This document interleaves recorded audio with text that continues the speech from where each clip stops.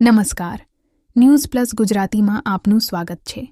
હવે વાત કરીએ સમાચારની તો દાહોદ જિલ્લામાં તારીખ 7 મેના રોજ લોકસભા 2024ની ચૂંટણીનું મતદાન થવાનું છે, જેને હવે ગણતરીના દિવસો બાકી રહ્યા છે। ત્યારે ચૂંટણીમાં વધુ મતદાન થાય તેવા હેતુથી સરકાર દ્વારા વિવિધ કાર્યક્રમો કરવામાં આવી રહ્યા છે।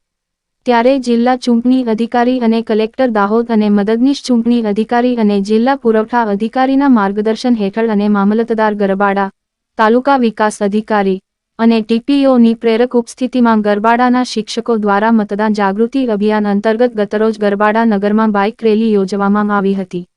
ચૂંટણીમાં વધુ મતદાન થાય તે હેતુસર ગરબાડાના તમામ મતદારોને અવશ્ય મતદાન કરવા બાઇક રેલી થકી જાગૃત કરવામાં આવ્યા હતા।